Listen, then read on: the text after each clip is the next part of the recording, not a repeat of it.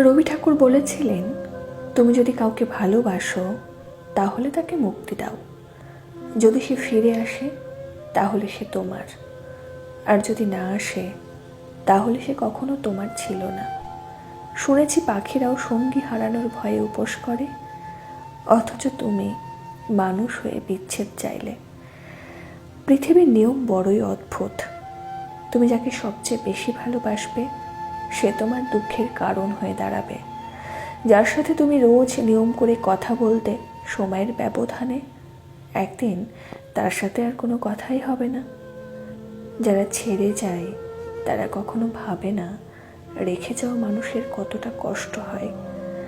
ছেড়ে দিলে যদি সে ভালো থাকে তাহলে কষ্ট হলেও তাকে মুক্তি দাও। জানো তো, খাঁচায় আটকে থাকা পাখি পোষা যায়, কিন্তু মানুষ নয়। কিন্তু মানুষকে যতই ভালোবাসা দিন, তবুও তাদের কখনো আপন হতে পারবেন না। ক্ষমা করতে শিখেছি বলে বারবার ক্ষত তৈরি হয়, কারণ নরম মাটি আর নরম মন দুটোকে সহজে আঘাত করা যায়। চিৎকার করে কাঁদলে হয়তো মন হালকা হয়, কিন্তু নীরবে কাঁদার চাইতে বড় কষ্ট বোধ হয় পৃথিবীতে আর কিছুতেই নেই। কারো কাছে ঠুকলে হয়তো কষ্ট হয়, কিন্তু আমাদের চারপাশে কোনটা মুখ আর কোনটা মুখোশ সেটা খুব ভালোভাবে চেনা যায়। কিছু মানুষের কথার আঘাত সহ্য করা যায় না।